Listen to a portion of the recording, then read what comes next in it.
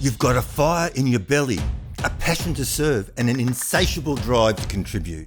You know that if you can just get your message in front of the right people, you can change lives. But where to start? There are so many options, so many moving pieces. You get bogged down, overwhelmed, frustrated, while the burning desire to serve others consumes you. I know, I've been there. And these days I bring life-changing impact and value to people's lives through the creation of books, funnels, online courses and coaching programs, and virtual summits. This is the Call to Serve podcast. I'm Tim Cooper, and this is my journey. Have you ever drawn out an idea, a process, a strategy on the back of a napkin? You're trying to explain something to somebody and you find the easiest way to get that information across is just to draw a picture. Yesterday, I spoke about how to use language, like simple language, stories, analogies, metaphors, universal events, and how to use words to help paint the picture in the other person's mind, because that's basically what we're trying to do. We're trying to transfer the picture we have in our mind to the other person's mind.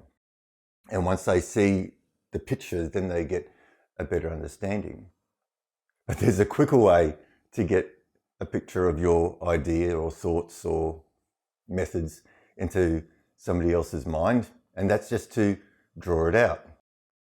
And I recently finished a book called Draw to Win. There's the cover there, by Dan Roam.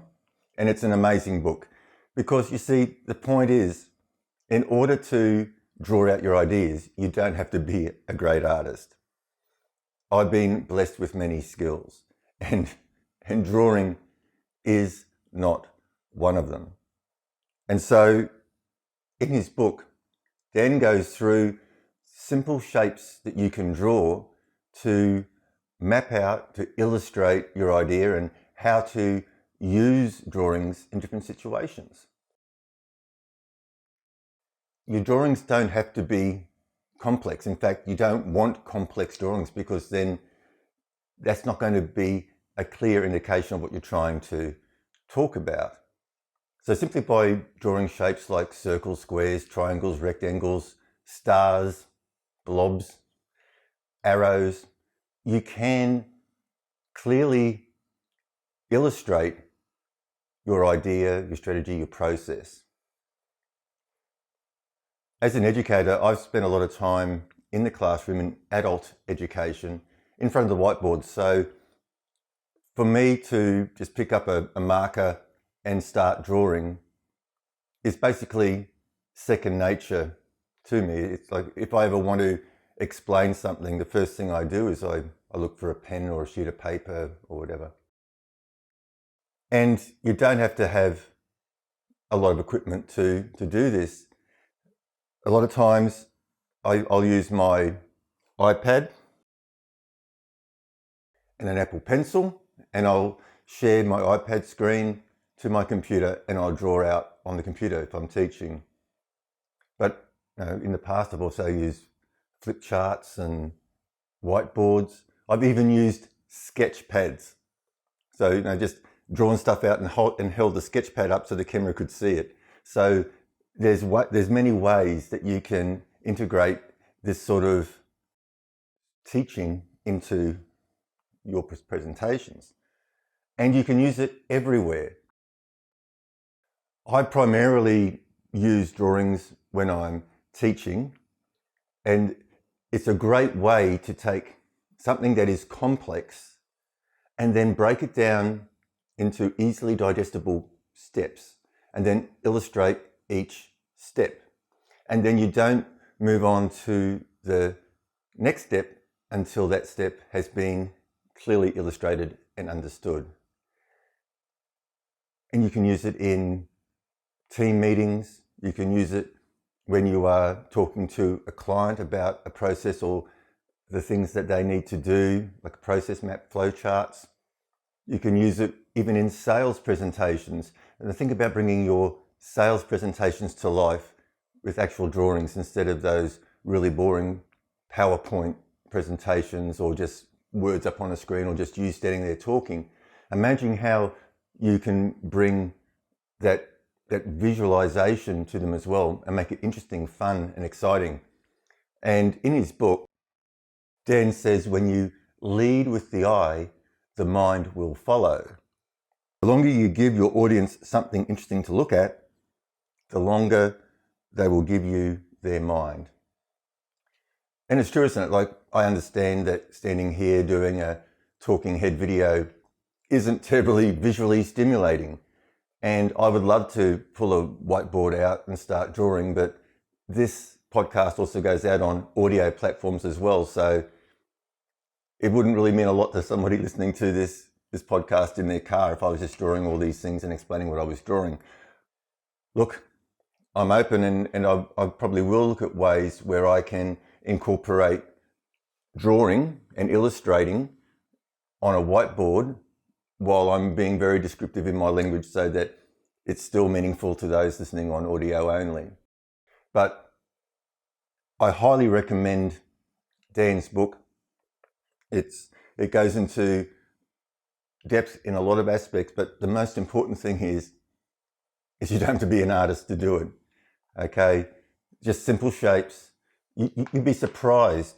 You'd be surprised the clarity you can bring to somebody just by drawing circles, squares and triangles. You can be amazed how you can hold somebody's attention just by drawing stick figures, and then the way that you change the emotions on the face of those stick figures, you can really tell a story.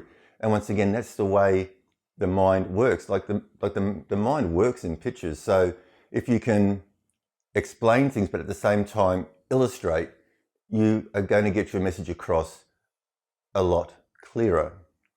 So that's what I said. I use illustration a lot when I'm teaching, and I highly recommend you do the same. And I was talking to my coaching group the other night and somebody said, well, where and when can I use drawing to illustrate an idea? And I said, everywhere. Now, even if you're trying to work out a complex problem, simply by picking up a pen, sketching it out, breaking it up into chunks, you can take something that's very complex and simplify it and work it out. If you've hit a roadblock, an obstacle, you can draw it out and visually see where things didn't go right and what part of the process you have to change to overcome it. So it's not only you relating your information to other people and painting the picture in their mind, you can also use this as a tool for yourself to work out problems, to make plans, to work out processes and that sort of stuff. Very, very powerful. So it's only a short one today. I wanted to share that with you because language is important, and at all times, whether you're drawing or not, you should still keep your language simple. Use everyday language so that even somebody whose English is their third language will be able to understand, or at least put it through a translator and get a close translation rather than a translator trying to work out these convoluted, multisyllable, uncommon words. And once again, in your language, use your stories, your metaphors, your analogies, and your universal events, but back them up with illustrations, telling your story, draw it out. And the thing is, like, to keep people's attention, it's got to be about them.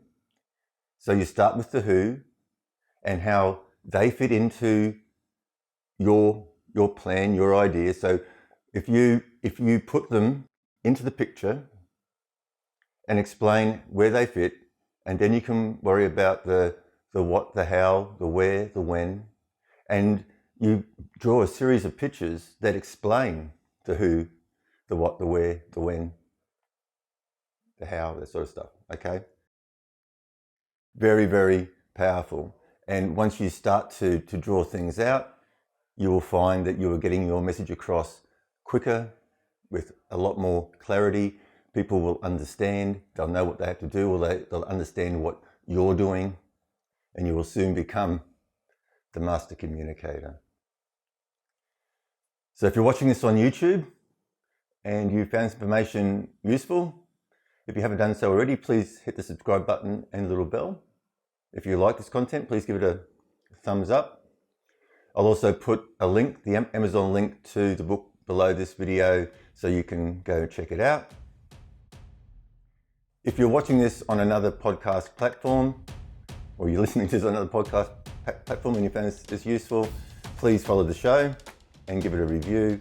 If there's a way for you to reach out via the platform, please do so.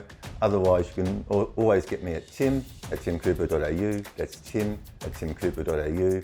And yes, there is now a website you can visit at timcooper.au. Okay, so love to hear from you guys. So reach out, questions, comments, feedback. It's all good. And until tomorrow, you take care.